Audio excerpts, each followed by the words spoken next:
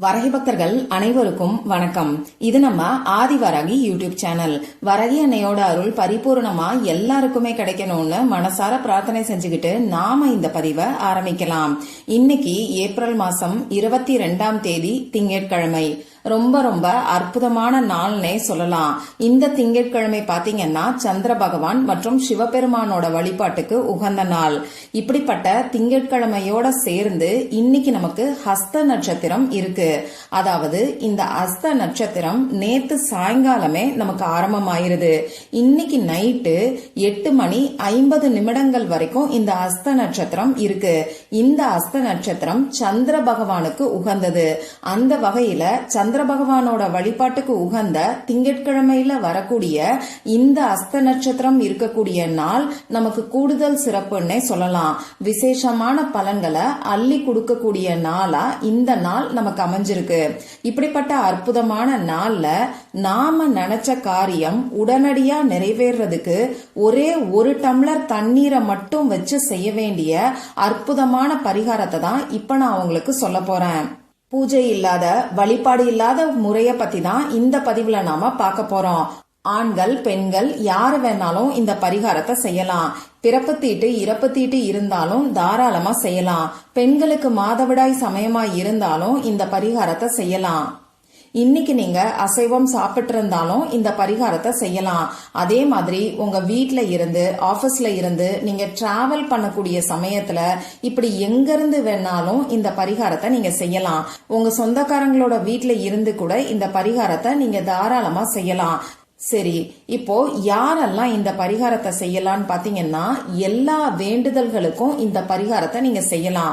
உங்களுக்கு எந்த வேண்டுதல் இருந்தாலும் சரி, எந்த கஷ்டம் தீரணும்னு நீங்க நினைச்சீங்கன்னாலும் சரி, ஒரே ஒரு வேண்டுதலுக்காக மட்டும் இன்னைக்கு இந்த பரிகாரத்தை நீங்க செய்யுங்க. இந்த வீடியோவை நான் லேட்டா தான் பார்த்தேன். இன்னைக்கு என்னால இந்த பரிகாரத்தை செய்ய முடியல. வேற எப்பெல்லாம் செய்யலாம் அப்படின்னு சொல்லி கேட்டீங்கன்னா ஒவ்வொரு வாரமும் வரக்கூடிய திங்கட்கிழமை நாள்ல இந்த பரிகாரத்தை நீங்க தாராளமா செய்யலாம்.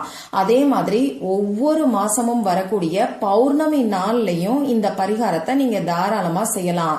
அந்த வகையில நாளைக்கு நமக்கு சித்ரா பௌர்ணமி வருது.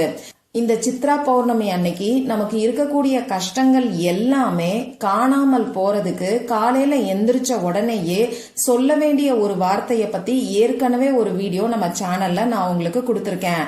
அந்த வீடியோவோட லிங்க இந்த வீடியோவோட டிஸ்கிரிப்ஷன் பாக்ஸ்ல நான் உங்களுக்கு கொடுக்கறேன். விருப்பப்பட்டவங்க செக் பண்ணி பாருங்க. சரி, இப்போ இந்த பரிகாரத்தை இன்னைக்கும் செஞ்சுட்டு நாளைக்கும் செய்யலாமான்னு கேட்டீங்கன்னா அப்படியெல்லாம் செய்ய வேண்டாம். ஒரே ஒரு நாள் மட்டும் செய்யுங்க. அதே மாதிரி ஒரே ஒரு வேண்டுதலுக்காக மட்டும் செய்யுங்க. இன்னைக்கு செய்ய முடியாதவங்க நாளைக்கு நீங்க இந்த பரிகாரத்தை செஞ்சுக்கோங்க. அப்படி இல்லைன்னா அடுத்த வாரம் வரக்கூடிய திங்கட்கிழமை, அப்படி இல்லைன்னா அடுத்த மாசம் வரக்கூடிய பௌர்ணமி நாள்ல நீங்க செய்யுங்க. ஆனா இன்னைக்கு பாத்தீங்கன்னா திங்கட்கிழமையோட சேர்ந்து சந்திர பகவானுக்கு உகந்த ஹஸ்த நட்சத்திரம் இருக்கு. அதனால இந்த நாள்ல செய்யும் போது நமக்கு கூடுதல் பலன்கள் கிடைக்கும். அதே மாதிரி நாளைக்கு நமக்கு சித்ரா பௌர்ணமியா இருக்கிறனால மற்ற பௌர்ணமிகளை காட்டிலும் இந்த பௌர்ணமி நமக்கு கூடுதல் சிறப்புன்னே சொல்லலாம். அதனால இந்த 2 நாள்ல முடிஞ்ச அளவுக்கு இந்த பரிகாரத்தை செய்யறதுக்கு பாருங்க. இப்ப தேவையான பொருட்கள் என்னன்னு நான் உங்களுக்கு சொல்றேன். நமக்கு தண்ணீர் தேவைப்படும். இந்த தண்ணீரை ஊத்தி வைக்கிறதுக்கு கண்ணாடி டம்ளர் அப்படி இல்லைன்னா கண்ணாடி கிண்ணத்தை நீங்க எடுத்துக்கோங்க. இப்போ கண்ணாடி கிண்ணம் கண்ணாடி டம்ளர் ரெண்டுமே இல்லைன்னா நாங்க என்ன பண்றதுன்னு சொல்லி ஒரு சிலர் கேக்குறீங்க. இந்த கண்ணாடி பாத்தீங்கன்னா பஞ்சபூத தத்துவத்தால ஆனது. தண்ணீருக்கு எப்படி ஞாபக சக்தி அதிக அளவுல இருக்கோ அதே மாதிரி இந்த கண்ணாடியால ஆன பொருட்களுக்கு ஈர்ப்பு சக்தி ரொம்ப ரொம்ப அதிகம். நம்ம எண்ணங்களை இந்த பிரபஞ்சத்துக்கிட்ட கொண்டு போய் சேர்க்கும். அதனால முடிஞ்ச அளவுக்கு கண்ணாடி டம்ளர் அப்படி இல்லைன்னா கண்ணாடி பவுல எடுத்துக்கோங்க. இப்படி கண்ணாடி டம்ளரோ பவுலோ உங்ககிட்ட இல்லைன்னா பிளாஸ்டிக் வாட்டர் பாட்டில் எல்லார்கிட்டயுமே கட்டாயமா இருக்கும். அதை நீங்க பயன்படுத்தி இந்த பரிகாரத்தை செய்யுங்க. அடுத்ததா நமக்கு ஒயிட் பேப்பர் தேவைப்படும். கோடு போடாத அன்ரூல்டு பேப்பரா பார்த்து எடுத்துக்கோங்க. உள்ளங்கை அளவுக்கு சின்ன சைஸ் பேப்பர் இருந்தாலே நமக்கு போதும். இந்த பேப்பர்ல எழுதுறதுக்கு பேனாவோ ஸ்கெட்ச் பேனாவோ மார்க்கரோ கிளிட்டர் பேனாவோ நமக்கு தேவைப்படும். ப்ளூ கலர்ல இங்கு வரக்கூடிய பேனா, ரெட் கலர்ல இங்கு வரக்கூடிய பேனா, கிரீன் கலர்ல இங்கு வரக்கூடிய பேனா, இப்படி எதை வேணாலும் நீங்க இந்த பரிகாரத்துக்கு பயன்படுத்திக்கலாம். இப்போ இந்த பரிகாரத்தை எந்த டைம்ல செய்யணும்னு பாத்தீங்கன்னா, சாயங்காலம் 6 மணிக்கு மேல நைட்டு 12 மணிக்குள்ள நீங்க எப்ப வேணாலும் செய்யலாம். இன்னைக்கு செஞ்சாலும் சரி, நாளைக்கு பௌர்ணமி நாள்ல நீங்க செஞ்சீங்கன்னாலும் சரி. இப்ப நான் சொன்ன இதே நேரத்தை ஃபாலோ பண்ணிக்கோங்க. அமைதியான ஒரு இடத்துல அமைதியான மனநிலையில உட்கார்ந்துக்கோங்க. உங்க குறிக்கோளை மனசுல நீங்க நிலைநிறுத்திக்கோங்க. உதாரணத்துக்கு சொல்லணும்னா, வேலை கிடைக்கிறதுக்காக இந்த பரிகாரத்தை செய்யறீங்கன்னா உங்களுக்கு வேலை கிடைச்சிட்ட மாதிரி நினைச்சுக்கிட்டு இந்த பரிகாரத்தை நீங்க செய்ய ஆரம்பிங்க. அதே மாதிரி கடன் பிரச்சனை இருக்கிறவங்களும் அடகு வச்ச நகையை மீட்கணும்னு நினைக்கிறவங்களும் உங்க கையில கடனை அடைக்கிறதுக்கு தேவையான பணம் இருக்கிறதா நினைச்சுக்கிட்டு இந்த பரிகாரத்தை நீங்க செய்ய ஆரம்பிங்க. எதிர்மறையான வார்த்தைகள், கடன், அடகு வச்ச நகையை மீட்கணும், இந்த மாதிரியான எண்ணங்களை உங்க மனசுக்குள்ள வச்சுக்காதீங்க. அதுக்கு பதிலா உங்களுக்கு பணவரவு அதிகரிக்கிற மாதிரியும் உங்ககிட்ட தேவையான பணம் இருக்கிற மாதிரியும் உங்க மனசுக்குள்ள நினைச்சுக்கிட்டு இந்த பரிகாரத்தை நீங்க செய்ய ஆரம்பிக்கலாம். நோய்கள் இருக்கிறவங்க உங்க உடல் ஆரோக்கியமா இருக்கிறதா நினைச்சுக்கிட்டு இந்த பரிகாரத்தை நீங்க செய்யுங்க. இந்த பரிகாரத்தை நீங்க உங்களுக்காகவும் செய்யலாம், உங்க ஃபேமிலி மெம்பர்ஸ்க்காகவும் செய்யலாம். திருமணம் நடக்கிறதுக்கு, குழந்தை பாக்கியம் கிடைக்கிறதுக்கு, நீங்க நினைச்ச காலேஜ்ல சீட் கிடைக்கிறதுக்கு, நீங்க நினைச்ச இடத்துல நினைச்ச சம்பளத்துல வேலை கிடைக்கிறதுக்கு, இப்படி எல்லா வேண்டுதல்களுக்காகவும் இந்த பரிகாரத்தை நீங்க செய்யலாம். ஆனா ஒரு சமயத்துல ஒரே ஒரு வேண்டுதலுக்காக மட்டும் செய்யுங்க. இப்ப நீங்க எடுத்து வச்சிருக்கக்கூடிய பேப்பர்ல நான் உங்களுக்கு ஸ்கிரீன்ல கொடுத்திருக்கக்கூடிய ஹீலிங் கோட எழுதுங்க. அந்த ஹீலிங் கோடு என்னன்னு நான் உங்களுக்கு சொல்லி காமிக்கிறேன். 27 ஒரு ஸ்பேஸ் விட்டுட்டு 41 ஒரு ஸ்பேஸ் விட்டுட்டு 300. இப்ப நான் உங்களுக்கு ஸ்கிரீன்ல எப்படி கொடுத்திருக்கனோ அதே மாதிரி நீங்க எடுத்து வச்சிருக்கக்கூடிய பேப்பர்ல எழுதிக்கோங்க. இந்த ஹீலிங் கோட் பாத்தீங்கன்னா நம்ம விருப்பங்களை நமக்கு நிறைவேற்றி கொடுக்கும், நம்ம வேண்டுதல்களை உடனடியா நமக்கு நிறைவேற்றி கொடுக்கும்.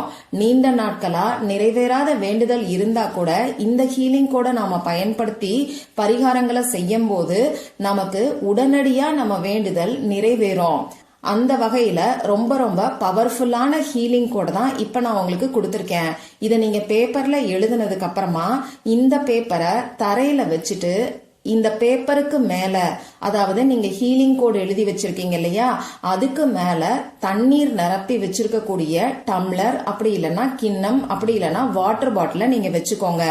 இதுக்கப்புறமா அந்த தண்ணீரை உங்க கண்ணால பாத்துக்கிட்டே உங்க வேண்டுதல் என்னவோ அது நிறைவேறிட்ட மாதிரி நீங்க ஒரு 2 நிமிஷத்துக்கு கற்பனை பண்ணி பாருங்க. அடுத்ததா இப்ப நான் சொல்லியிருக்கக்கூடிய ஹீலிங் கோடையும் ஒரு 5 நிமிஷத்துக்கு உங்க மனசுக்குள்ள நீங்க சொல்லுங்க. இப்படி ஹீலிங் கோட சொல்லும் போது தனித்தனியா தான் ஒவ்வொரு நம்பரையும் நீங்க சொல்லணும்.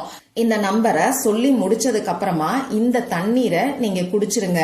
யாருக்காக இந்த வேண்டுதல் செஞ்சிருக்கீங்களோ அவங்க கிட்ட இந்த தண்ணீரை கொடுத்து குடிக்க சொல்லலாம். சப்போஸ் அவங்க உங்க பக்கத்துல இல்ல, வெளியூர்ல இருக்காங்கன்னா இந்த தண்ணீரை நீங்களும் தாராளமா குடிக்கலாம். நாங்க 2 பேரும் சேர்ந்து பாதி பாதி குடிக்கலாமான்னு கேட்டீங்கன்னா அதுவும் செய்யலாம், எந்த விதமான தவறும் கிடையாது. ஆனா இந்த தண்ணீரை வேஸ்ட் பண்ணக்கூடாது. இப்ப சப்போஸ் வாட்டர் பாட்டில்ல நீங்க தண்ணீர் வச்சிருந்தீங்கன்னா அது நிரம்ப தண்ணீரை நீங்க வச்சிருந்திருப்பீங்க. உங்களால இன்னைக்கு எவ்வளவு தண்ணீரை குடிக்க முடியுமோ அதை மட்டும் குடிச்சுக்கோங்க. திரும்பியும் நாளைக்கு காலையில எந்திரிச்சு தண்ணீரை குடிங்க. இந்த மாதிரி நாளைய நாள் ஃபுல்லா அந்த தண்ணீர் தீர்ற வரைக்கும் நீங்க தாராளமா குடிக்கலாம். இந்த பரிகாரம் செஞ்சு முடிச்சதுக்கு அப்புறமா அந்த பேப்பரை எடுத்து நீங்க கால்படாத இடத்துல தூக்கி போட்டுருங்க. தயவு செஞ்சு இந்த தண்ணீரை வேஸ்ட் பண்ணிடாதீங்க. அதே மாதிரி நம்பிக்கையோட இந்த பரிகாரத்தை நீங்க செய்யுங்க. நம்பிக்கையோட செய்யறவங்களுக்கு நிச்சயமா நல்ல பலன்கள் உங்களுக்கு கிடைக்கும். நீண்ட நாட்களா நிறைவேறாத வேண்டுதல் கூட உடனடியா நிறைவேறும். ட்ரை பண்ணி பார்த்துட்டு மறக்காம எனக்கு ரிசல்ட்டை ஷேர் பண்ணுங்க. இந்த பதிவுல உங்களுக்கு ஏதாவது சந்தேகம் இருந்துச்சுன்னாலும் எனக்கு கமெண்ட் பாக்ஸ்ல கேளுங்க, அதை நான் உங்களுக்கு உடனே தெளிவுபடுத்துறேன். இந்த பதிவு உங்களுக்கு பிடிச்சிருந்தா லைக் பண்ணிட்டு உங்க ஃப்ரெண்ட்ஸ் அண்ட் ஃபேமிலி கூட ஷேர் பண்ணுங்க.